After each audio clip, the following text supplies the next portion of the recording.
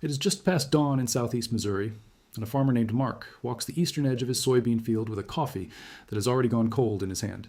He kneels down at the third row, the one closest to the fence line, and he turns over a leaf. The leaf is cupped, curling upward at the edges like a shallow green bowl, and the leaves above it are doing the same thing, all the way down the row, all the way to the next pivot.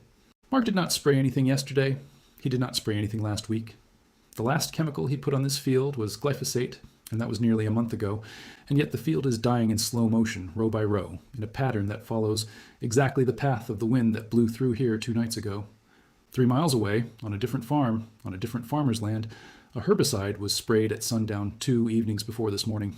That herbicide has been traveling ever since, riding warm, humid air, invisible, silent, and patient, and a fraction of it has settled on Mark's beans at a dose so low you could not measure it without a laboratory. The chemical is called Dicamba, and on February 6th of 2026, the United States Environmental Protection Agency, the agency we are going to call the EPA throughout this video, brought it back for the 3rd time, after federal courts had already banned it twice. Before we go any further, if what just happened to that field, and to fields like it across the country, matters to you, then the best way to keep this kind of reporting alive is simple. Subscribe to the channel, ring the bell so the next investigation reaches you, and share this video with the farmer, the agronomist, or the neighbor who needs to understand what is drifting across their land this season. Now let us go back to that cupped leaf, because the story behind it is bigger than one farm in Missouri, and the consequences of the new approval will reach into your county, your watershed, and quite possibly your own crop, no matter where you live. Dicamba is not a new chemical. It has been registered in the United States since 1967. For more than 50 years, farmers used it carefully because everyone in agriculture understood one thing about Dicamba: it does not stay where you put it. Chemists call it a volatile herbicide. On a humid afternoon, hours after the sprayer has left the field, Dicamba molecules can shift from a liquid bound to the leaf surface, into a gas floating in the air column, climb above the canopy, and travel anywhere the wind decides to take them. So for half a century, Dicamba was used mostly in cool months before planting, after harvest, on roadsides, on pastures, far away from any sensitive growing crop. Then, in 2016, that careful arrangement was thrown out.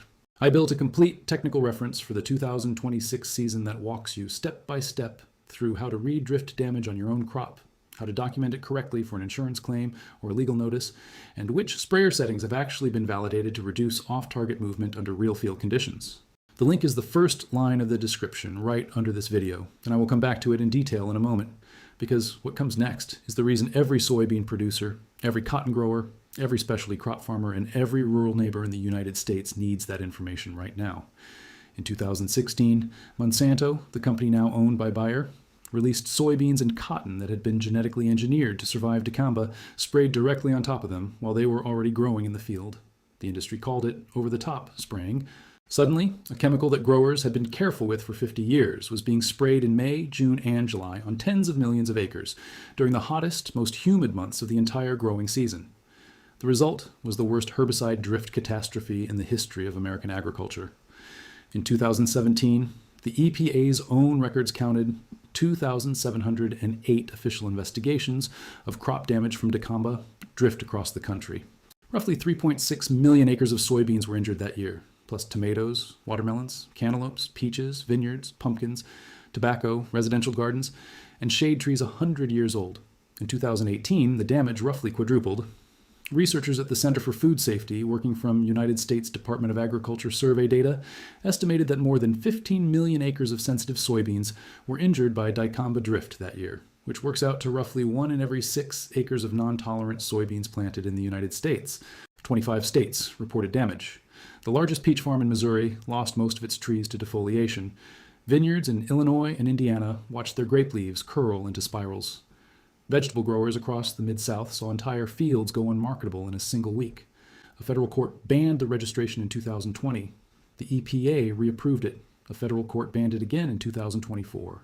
The EPA reapproved it again on February 6th of 2026. Before we go deeper, tell me in the comments what state, what region, or what country you're watching from. I want to know how many farmers, agronomists, extension agents, and rural neighbors around the world are following this story at the same time.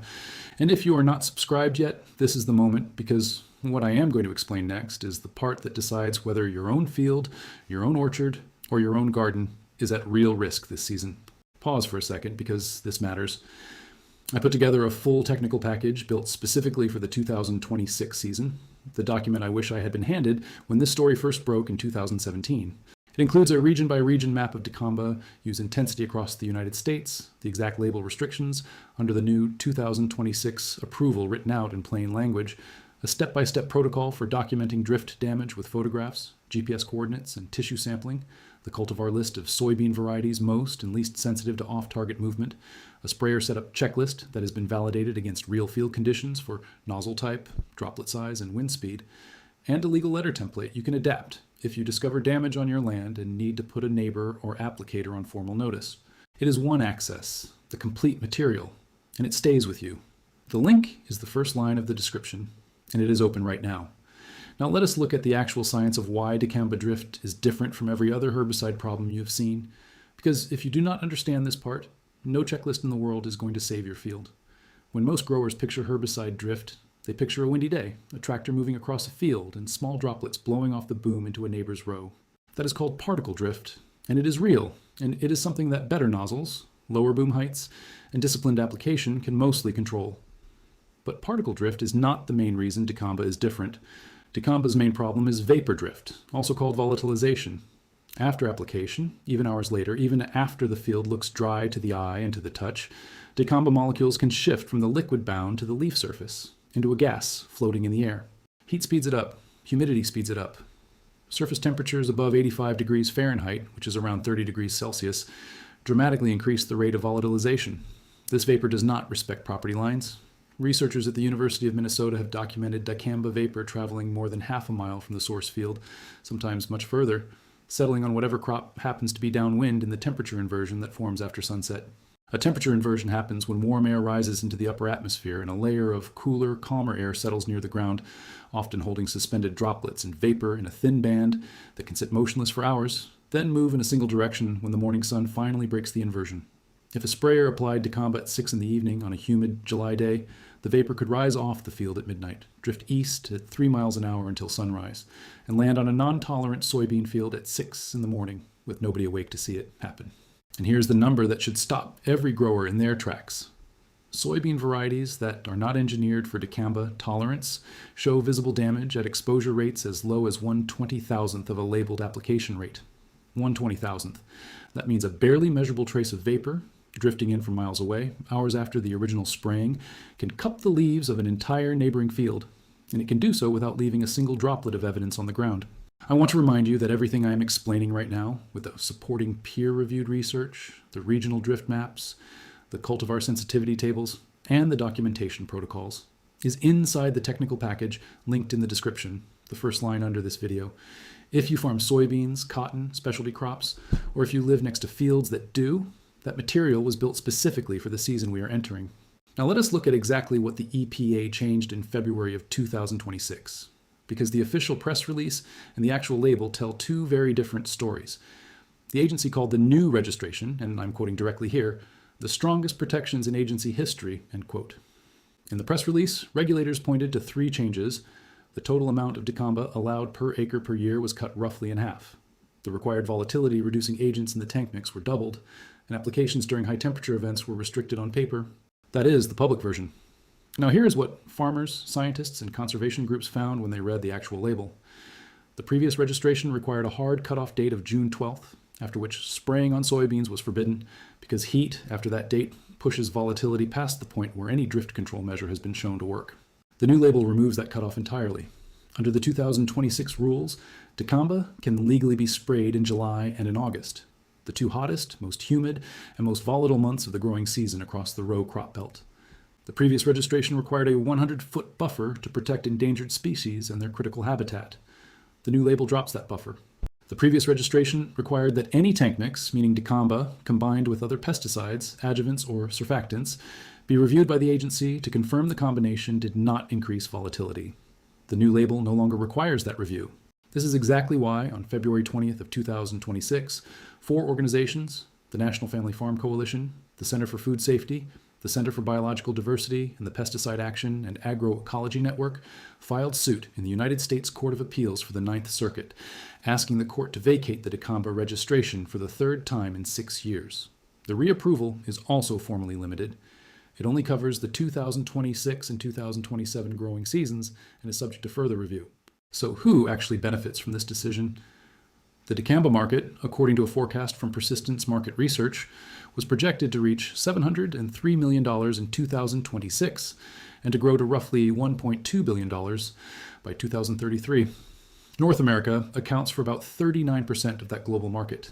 The two main producers of over-the-top Dicamba formulations sold for use on engineered crops are Bayer, which owns the former Monsanto portfolio, and BASF. But the deeper economic logic is the seed and chemical bundle. To protect against drift coming in from a neighbor who is spraying Dicamba, the safest defensive move for a soybean farmer becomes to plant the Dicamba-tolerant variety, which means buying both the proprietary seed and the matching herbicide every single year. It is the same dynamic that glyphosate created 2 decades ago. Heavy reliance on a single chemistry produced more than 40 weed species resistant to glyphosate across roughly 120 million acres of American farmland. Researchers are now documenting the early stages of Dicamba-resistant pigweed and water hemp populations in the same regions. The treadmill keeps spinning, and each turn locks more producers into a more expensive, more chemically intense, more concentrated agricultural system. The losers are the people without the engineered seed. Specialty crop growers, peach farmers, vineyard owners, vegetable producers, melon and pumpkin growers. A single drift event can destroy an entire season's marketable yield. Organic operators who can lose certification on an entire field if Dicamba residues are detected on harvest samples, even when they did absolutely nothing wrong. Backyard gardeners, homesteaders, and small market farmers downwind of large row crop operations. Pollinators and the native plants they depend on, including the milkweed that monarch butterflies require to complete their migration cycle. University plant breeders, whose long-term experimental plots have been ruined repeatedly by drift, destroying years of research into disease resistance, drought tolerance, and traits that would actually benefit farmers. And there is a human health dimension that deserves attention. A study of Canadian farmers found that Dicamba exposure was associated with nearly twice the risk of non-Hodgkin lymphoma compared with unexposed peers. A more recent National Cancer Institute study reported elevated rates of liver cancer among United States farmers with the heaviest Dicamba exposure histories. So, if you farm, what can you actually do during this season? First, know your neighbors. Map every Dicamba-tolerant soybean and cotton field within a 2-mile radius of your operation. Drift typically arrives from the upwind direction during a temperature inversion, which usually means evening into early morning hours. Second, if you spray Dicamba yourself, follow the temperature inversion rules with absolute discipline. Apply only when wind speed is between 3 and 10 miles per hour, only between sunrise and sunset, never during a temperature inversion, and never when the forecast for the next 24 hours includes humid, still nights. Third, document everything. If you see cupped leaves on a soybean, twisted petioles on a tomato, narrow strapping on a grape leaf, or sudden defoliation on a tree, take photographs with the date and timestamp visible, mark GPS coordinates, collect tissue samples, and send them to a certified analytical laboratory, and report the incident to your state Department of Agriculture before you do anything else. Insurance settlements and legal claims rise and fall on the quality of that documentation. Fourth, if you grow specialty crops, build a buffer. Sensitive species like grapes, tomatoes, peppers, lima beans, and pumpkins should not be planted within a quarter-mile of Dicamba-tolerant soybean fields if you can avoid it. Where you cannot avoid it, plant a dense windbreak of Dicamba-tolerant species or non-sensitive perennials between the row crop field and the sensitive planting. Fifth, do not rely on a single chemistry. Period. Rotate modes of action, integrate cover crops into your weed management plan, use cultural and mechanical control where it fits, and resist the gravitational pull of the seed and chemical bundle that promises convenience this year and delivers dependence for the next 10. Everything I just walked you through, expanded with maps, regional cultivar tables, label citation references, and the legal documentation templates, is in the technical package linked in the description, the first line directly under this video. It is the same material being used by independent agronomists and family farmers preparing for the 2026 and 2027 seasons. If this video helped you understand what is actually happening with Dicamba and the new reapproval, do me one favor. Subscribe to the channel, hit the bell so the next investigation reaches you, and leave a like so this kind of independent reporting keeps reaching the producers and rural communities who need it most. The next video is going to break down exactly what the 2027 reauthorization fight is shaping up to look like, what the Ninth Circuit is most likely to rule, and what farmers can do right now before that decision lands to protect their land, their yields, and their neighbors. I will see you there.